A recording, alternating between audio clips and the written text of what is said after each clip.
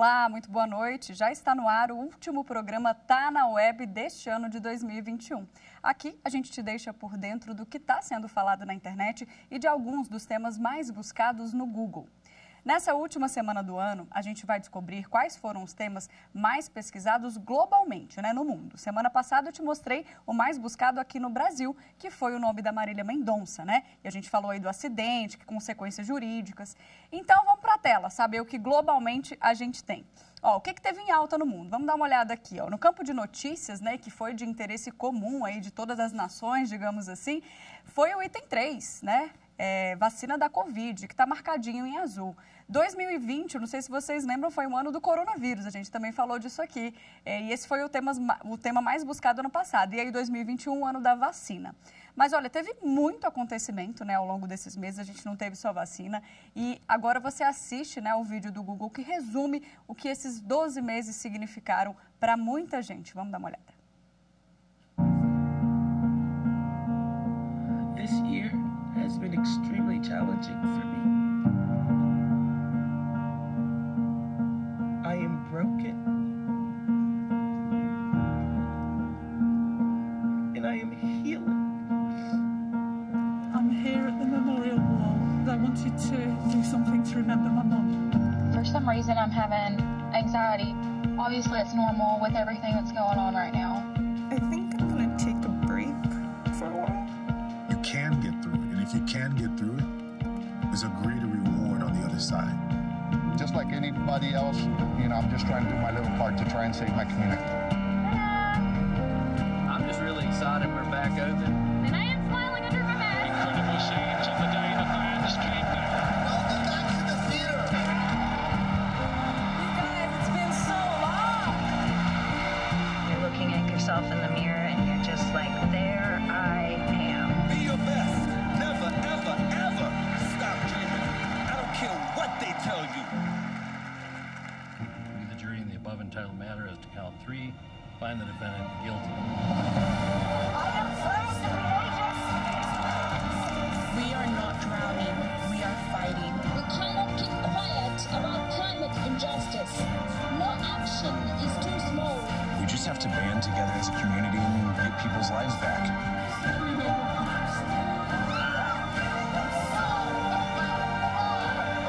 Even as we grieve, we through, even as we hurt, we hope that even as we tired, we try that we'll forever be tied together, victorious.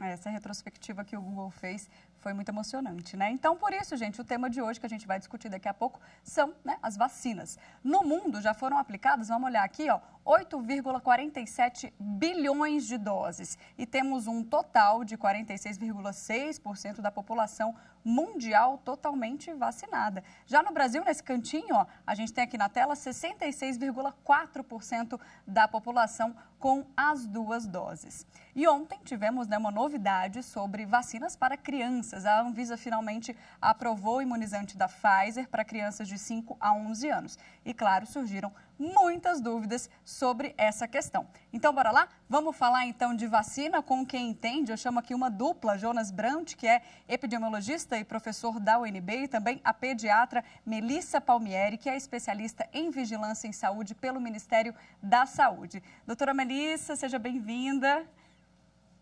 Muito obrigada, Mari. É um prazer estar com vocês nesse fechamento de ano e junto do Jonas, falando de um tema que continua relevante e ele, sim, tem sido um grande protagonista aí do ano de 2021.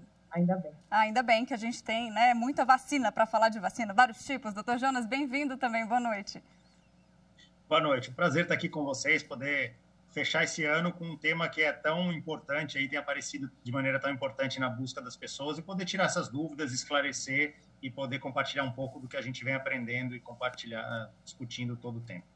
A gente vai começar então com a doutora Melissa, que é pediatra, porque o tema dessa semana e depois dessa notícia da Anvisa foi realmente a questão da vacinação para as crianças, né? Inclusive, quando eu entrei aqui no estúdio, a primeira pergunta foi, mas é seguro? Tem efeito colateral? Como é que é? O que pode dar na criança? Doutora Melissa, então, por favor, explica pra gente como é que vai funcionar essa vacina da Pfizer para as crianças. Os pais podem ficar tranquilos? Tem efeito adverso ou não tem? Como é que é? Bom, realmente foi uma aprovação que todas as sociedades científicas estavam esperando, não só de pediatria brasileira de imunizações, da qual eu faço parte também, aí tem outras até, a de pneumologia, a de infectologia, e o fato é que é uma vacina de formulação adequada para esse público infantil, de 5 a 11 anos, onde teve autorização. Houve, sim, estudos muito bem conduzidos, né, para o estudo de eficácia e segurança. E hoje nós temos um cenário no Brasil, já que muitas vezes a gente fica depois, né, da maior parte de países que têm um acesso mais fácil a vacinas, a gente já tem hoje milhões de crianças que já receberam essa vacinação na vida real, ou seja, são os dados que a gente chama de farmacovigilância da fase 4. Então, isso também deve deixar os pais mais tranquilos, porque além de uma agência regulatória extremamente séria e técnica, junto com sociedades científicas, observarem os dados, nós temos agências regulatórias mundiais e a utilização desse produto em países como Estados Unidos, França, Austrália, Inglaterra. Então, realmente, nós precisamos ter agora a vacina disponível para aplicar no braço das nossas crianças. Que bom, que chegue logo, né? A gente ainda não tem data. E também algo que me perguntaram agora, doutor Jonas, vou passar essa para você. Como é que funciona? Muita gente falou assim, mas como é que vai dosar isso, né, para a criança? Vai ser uma menor quantidade, não vai? Vamos só tranquilizar. Os profissionais de saúde, eles vão ser orientados em relação à questão de idade, peso, quanto é que a criança pode receber desse imunizante. É assim que funciona? É isso mesmo. O Brasil, ele é um dos países do mundo com o maior sistema de atenção primária disponível à população. Nós conseguimos ter postos de saúde em todo o Brasil, com salas de vacinação com profissionais treinados. Isso facilita muito qualquer incorporação de vacina. Veja o Brasil, que foi um dos países que atrasou muito o acesso à vacina no início da pandemia, mas que depois que conseguiu acessar esse imunizante, rapidamente atingiu altas coberturas. Justamente porque nós temos salas de vacina em todos os recantos do Brasil, com bom treinamento e com boa padronização do trabalho. Então, isso garante uma qualidade do serviço e muita segurança para que todas as crianças possam receber essa vacina de maneira adequada e rapidamente atingir altos níveis de cobertura.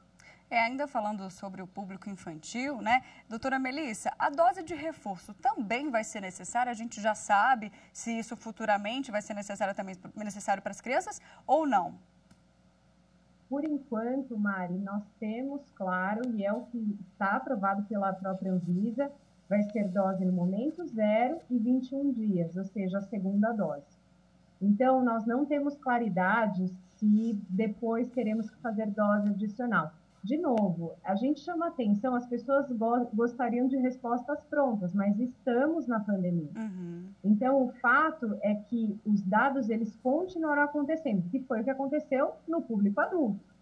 Então, hoje nós vemos, e até na vigência de uma nova variante, a importância de estar fazendo essa dose adicional.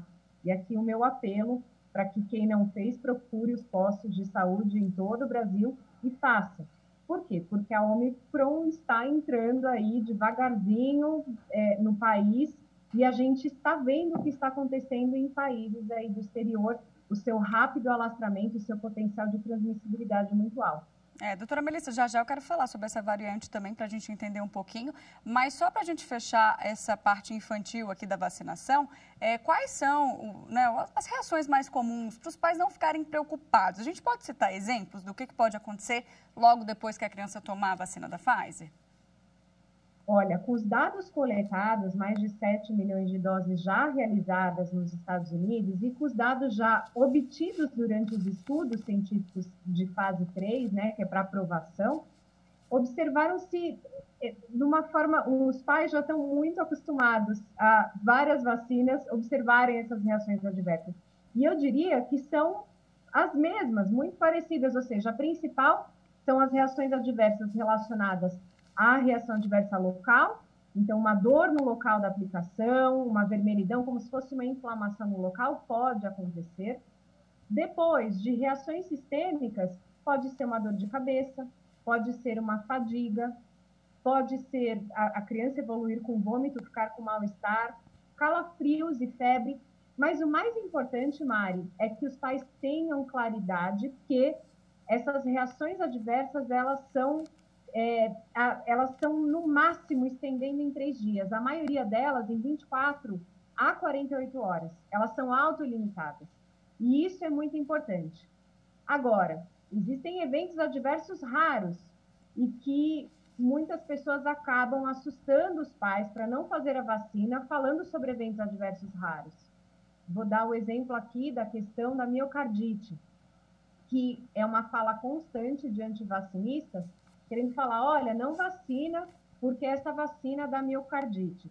Foi verificado, sim, que é um evento extremamente raro. A miocardite é uma inflamação do músculo do coração, que pode traduzir uma dor no peito, uma falta de ar, uma alteração do batimento cardíaco, mas que nestes casos extremamente raros que estão sendo monitorados, foram reversíveis e o mais importante, se o pai está ciente de que isso, embora muito raro possa acontecer, ele pode levar essa criança no hospital e é um quadro reversível. Então, eu queria chamar a atenção que nenhum produto é isento de risco, né? Então, ninguém está aqui querendo mentir para os pais que qualquer vacina, eu não vou falar só da Covid, é isenta de risco, mas o risco é extremamente raro e na balança do risco e benefício, o risco de ter a doença por Covid e evoluir com uma doença, de uma miocardite e outras complicações mais graves por Covid nas crianças é muito maior do que você assumir um risco de reação adversa, que é muito raro. Então, deixar bem claro e tranquilizar os pais com relação a essa questão tão importante. Aproveitando esse assunto também, antes da gente ir para a variante, doutor Jonas, eu li esses dias, inclusive, se não me engano foi na BBC, uma pesquisadora falando sobre a questão da importância, né, de vacinar esse público jovem, porque nós, adultos, idosos, enfim, né, a maior parte, né, da população já está vacinada e eles estão ficando cada vez mais expostos, porque não tem, né, nenhuma defesa no corpo. É isso mesmo? Me explica melhor, né, com a questão científica, porque eu estou falando aqui numa matéria que eu li, mas eu queria que você falasse a importância disso, dessa garotada vacinar e não ficar para trás na evolução da vacinação no Brasil. Quando a gente imagina o cenário brasileiro e o cenário europeu, né, eles vivenciando nesse momento uma epidemia da variante Delta, né, com grande dificuldade, com coberturas vacinais muito semelhantes à cobertura brasileira. O que provavelmente a gente está vivenciando no Brasil? Uma imunidade somada à imunidade de quem se infectou pela Covid, mais a imunidade da vacinação. E isso nos deu essa queda do número de casos. Mas o que a gente está vendo na Europa, principalmente, é que esse público jovem, por estar na atividade escolar, estão se reunindo. Ou seja, eu tenho um grupo em comum que não está vacinado e que acaba mantendo a transmissão e levando esse vírus para dentro das residências. As pessoas com 6 meses de vacinação, a imunidade começa a cair. E justamente esse vírus consegue atingir o público que é mais preocupante, que é justamente as pessoas do grupo de risco. Então, eu começo a criar uma vulnerabilidade para que o vírus se mantenha transmitindo. E é isso que a gente quer evitar agora no Brasil, num cenário em que a gente tem as festas de final de ano e depois o carnaval, com a chegada de uma nova variante. Por isso é tão importante que esse grupo que não tem imunidade e que tem uma atividade rotineira de encontro, que é a atividade escolar, esteja imunizado para que a gente consiga romper essas cadeias de transmissão, principalmente das novas variantes que venham pela frente. Vamos falar então da Ômicron, que é a variante que já está na boca do povo, já chegou no Brasil. A variante Ômicron, doutora Melissa, ela chegou aqui como? Ela começou na África, né? Isso a gente já sabe, mas a gente sabe, tem como fazer esse rastreio para saber como é que chegou no Brasil? Olha, é muito difícil, porque o Brasil, pensando no país, ele precisa investir muito na análise genômica e detecção precoce, que foi a mesma história que aconteceu no mundo, né? Então, assim, a África do Sul foi a primeira a falar da existência, a detectar, mas aparece na Europa, talvez já estava circulando. Então, fica muito difícil, né? A gente teve um primeiro caso na cidade de São Paulo detectado, mas falar exatamente, né, que foi o município de São Paulo, o primeiro local, são os dados que nós temos. Então, nós observamos, sim, que ela está com uma entrada, e se houver o mesmo comportamento, como a gente já viu na África do Sul, que já está tomando conta do cenário de variante lá, talvez ela vai suplantar, ela vai tomar o espaço, né, do que nós tínhamos de Delta, que começou em julho. Então, eu acredito que a Omicron ela vai ter essa capacidade e, por enquanto, também nós também detectamos há pouco tempo. É muito difícil falar exatamente quais são exatamente os sintomas clínicos, que ela vai trazer o que ela vai trazer de gravidade para quem. É óbvio que é isso que o Jonas coloca. Quando nós temos vulneráveis, os suscetíveis, aqueles não vacinados, é óbvio que o risco dela ocasionar gravidade são nesses vulneráveis e suscetíveis. Seja daqueles realmente não vacinados, seja dos parcialmente vacinados, aqueles que não fizeram a segunda dose, não fizeram a dose adicional, ou seja, infelizmente, existe um grupo que é aquele que até atende a vacinação, mas são os imunodeprimidos e respondem mal às vacinas. Então, também um risco aí, quanto mais circular uma nova variante, existem riscos intrínsecos a essa circulação aumentada. Doutor Jonas, o que a gente sabe, né, dessa variante? Ela é mais contagiosa, ela é mais grave? O que dá para a gente falar, explicar um pouquinho? Olha, é importante a gente entender que, como a doutora Melissa comentou, é tudo muito novo. Nós estamos aprendendo junto com a evolução da pandemia. O que a gente consegue ver até o momento é que a África do Sul detectou esse vírus, então a doutora Melissa comentou bem, ou seja, detectar não quer dizer que o vírus surgiu lá, quer dizer que a África do Sul estava atenta e conseguiu detectar esse novo vírus e tem conseguido descrever um cenário bastante preocupante, ou seja, a velocidade com que esse vírus espalha e infecta novas pessoas é maior, inclusive, do que a Delta. Então, esses são os dados até o momento que a gente pode sugerir que esse vírus ele consegue transmitir muito rápido. Ao mesmo tempo, os dados ainda não permitem que a gente tenha certeza absoluta de que ele não vai causar uma alta letalidade como a Delta. Aparentemente, ele não é um vírus tão letal. Então, a gente espera que ele tenha um comportamento menos letal e que as nossas vacinas funcionem com ele também. Os dados até o momento da Pfizer sugerem que sim, ela protege. Então, nós estamos com uma boa expectativa de que a gente vai conseguir lidar com o Omicron. Mas é importante a gente ter clareza de que o cenário não é um cenário confortável, de que a gente tem que estar atento e com uma boa vigilância. E aí um aspecto importante é que quem procura acha, né? Então, São Paulo tem uma boa vigilância, tem uma capacidade de sequenciamento viral muito grande. Então, eles já estão detectando a circulação do Omicron. Diferente de outras regiões do país que não têm uma capacidade de testagem tão grande, não estão procurando tanto, então vão demorar mais para detectar o vírus. Mas isso não quer dizer que ele não esteja lá. Ou seja, o Brasil é um país que recebe muitos turistas, muitos voos internacionais e provavelmente, sim, nas cidades que têm maior trânsito vão receber provavelmente antes o vírus, da mesma maneira que a gente viu o comportamento das outras variantes, né? As variantes que vieram de fora. Então, esse cenário é um cenário que a gente deve ver aí pela frente, provavelmente uma nova onda.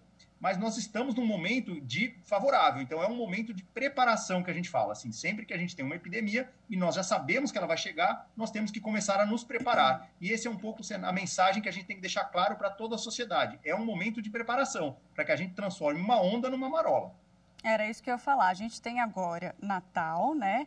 Teve o Natal, na verdade, tem agora o Ano Novo e a gente tem carnaval, né? E o pessoal brasileiro gosta de carnaval, então tá todo mundo doido por uma festa. Muita gente não cancelou, muitos estados, prefeituras, enfim, governadores não cancelaram as festas. Doutora Melissa, a gente pode, né, tá olhando aí, como o doutor Jonas falou, para uma nova onda, a gente corre o risco, se a população ficar realmente, né, achar que tá tudo bem, não se cuidar, não ficar realmente aglomerando nas festas e tudo mais, a gente corre esse risco?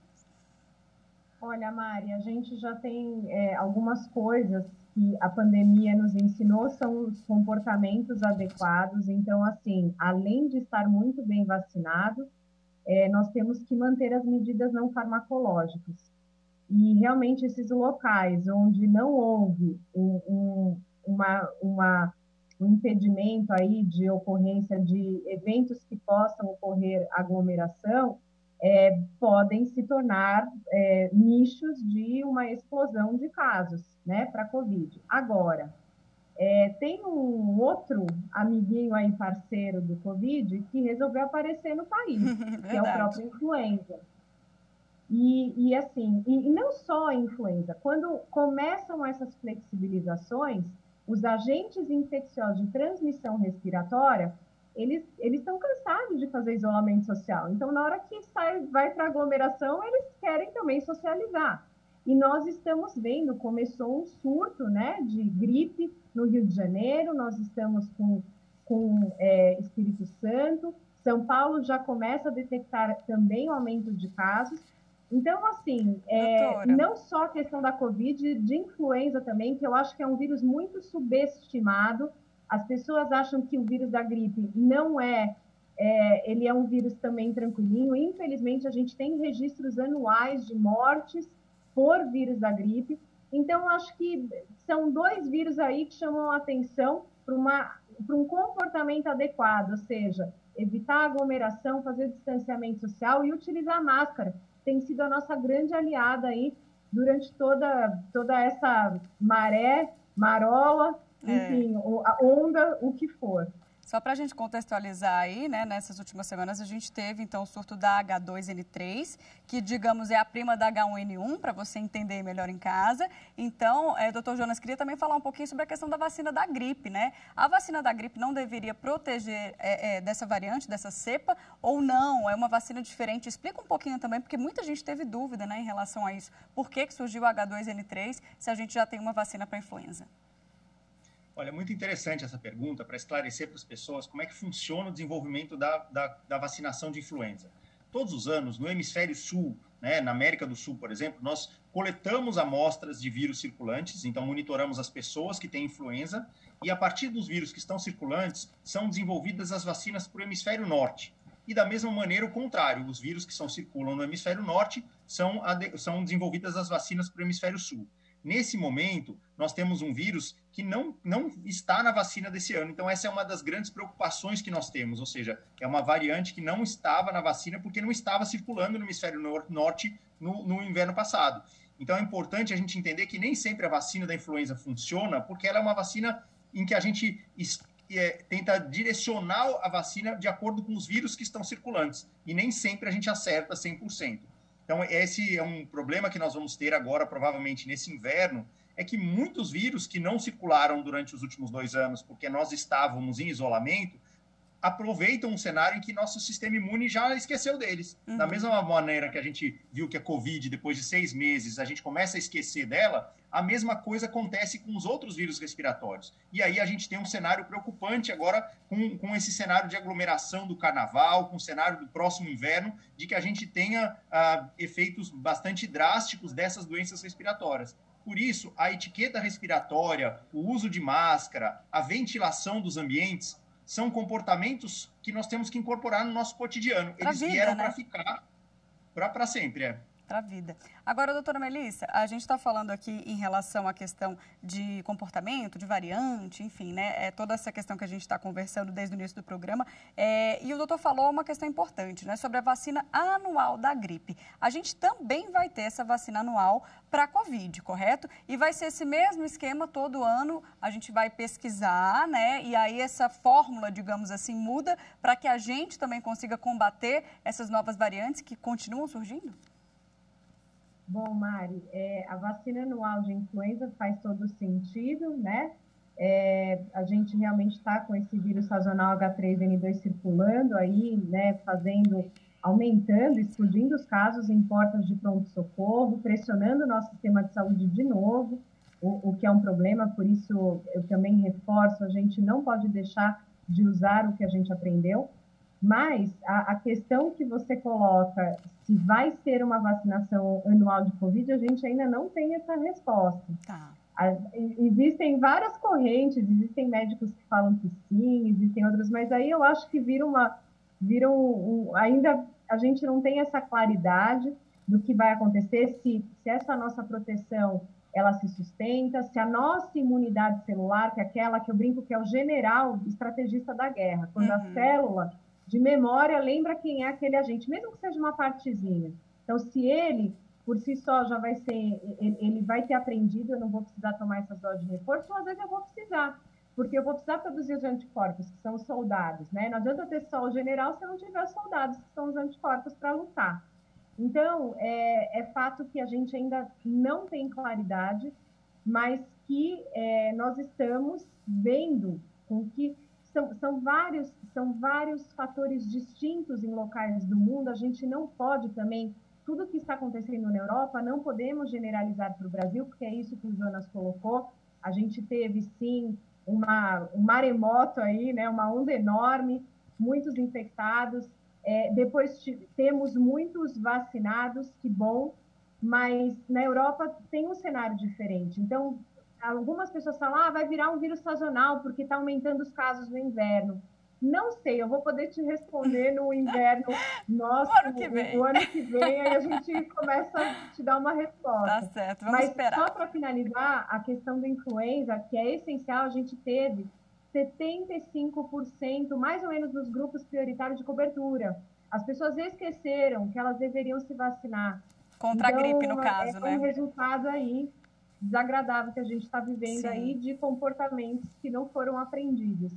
Vamos esperar para ver então. Gente, vou pedir um minutinho para vocês, eu quero continuar porque o nosso bate-papo está muito legal, mas a gente vai agora então para o rápido intervalo. No próximo bloco a gente vai falar sobre fake news com esses dois especialistas, esses dois feras aqui comigo, tá? Volto já.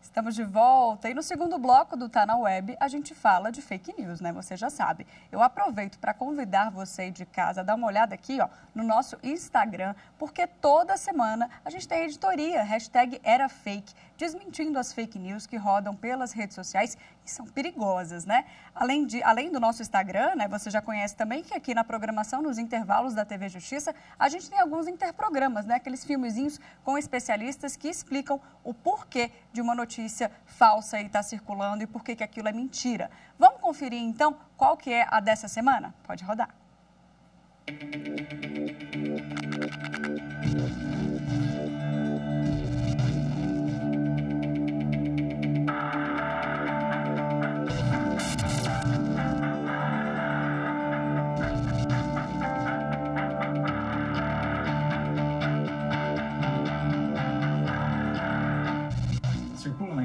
Uma notícia que o medicamento Suramine poderia ser um antídoto para as vacinas Covid, dizendo que as vacinas têm um efeito magnético.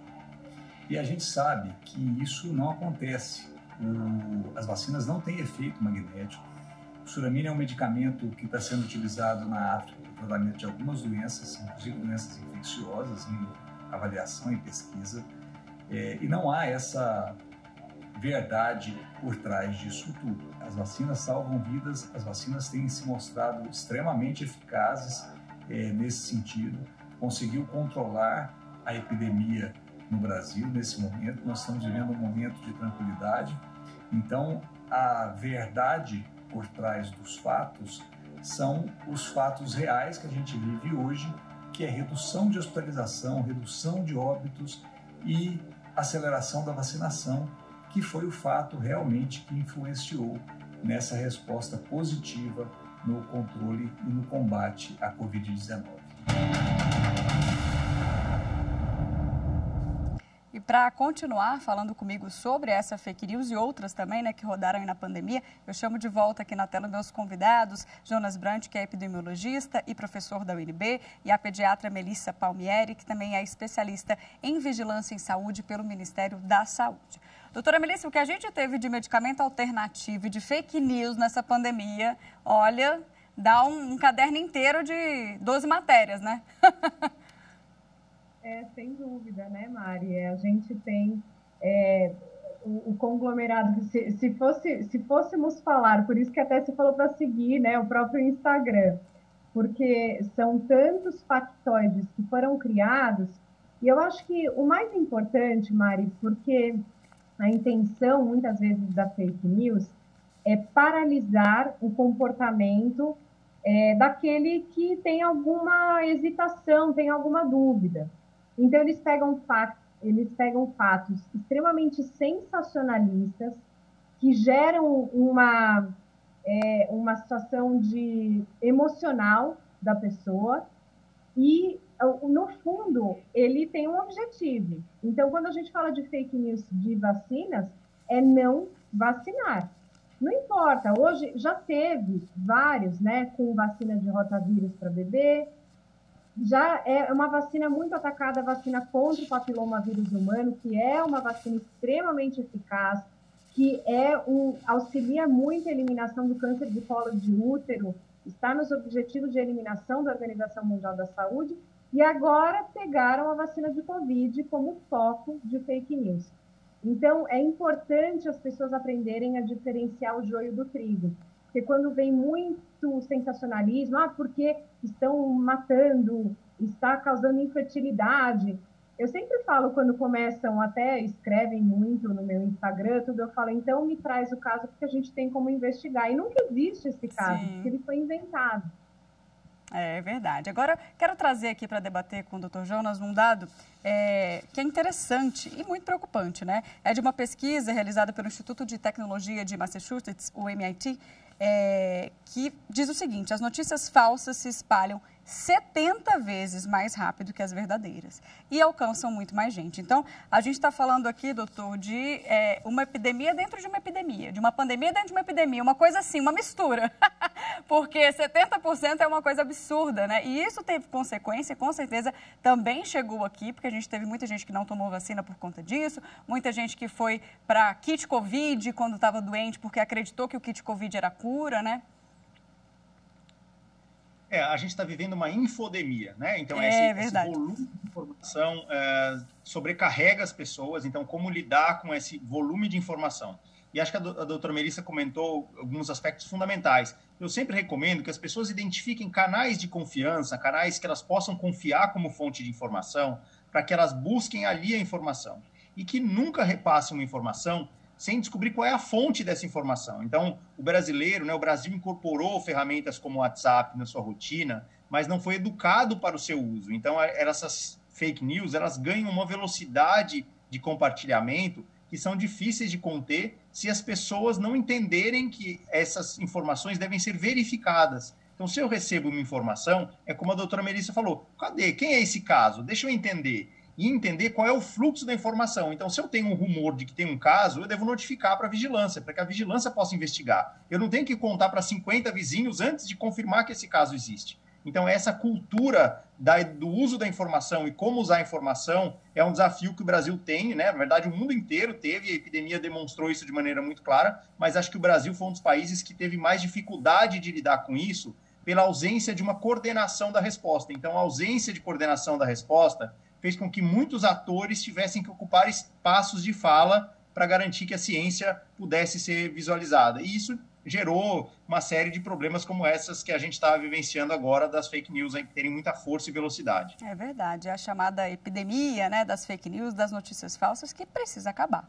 Bom, gente, nosso programa também precisa acabar, infelizmente. Foi tão bom, foi ótimo ter vocês aqui, não só hoje, mas como nesse ano de 2021, ajudando a gente a levar notícia de qualidade, né? Informação verídica, que é o mais importante, a gente tratando sempre aqui das fake news e deixar claro para o público que a pandemia não acabou, Covid ainda está entre nós, infelizmente, que a gente precisa se cuidar, né? Doutora Melissa, muito obrigada, boa noite e um 2022 maravilhoso para você. Sejamos todos muito bem protegidos, muito obrigada, e que 2022 seja um ano de muita saúde para todos. Obrigado, Jonas e Mari. Jonas, obrigada também pela sua parceria aqui, pelos seus ensinamentos tão claros, viu? Obrigada mesmo e um 2022 iluminado.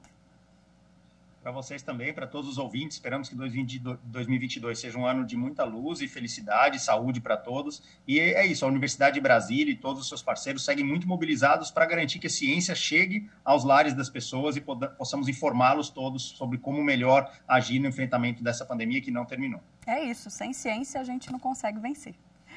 Bom, pessoal, vou ficando por aqui. Desejo para você aí do outro lado da tela um 2022 muito abençoado, que nunca falte saúde, né? Que a gente sabe que isso é que importa. E eu volto semana que vem, ano que vem, com mais assuntos da web para você. Tchau, tchau.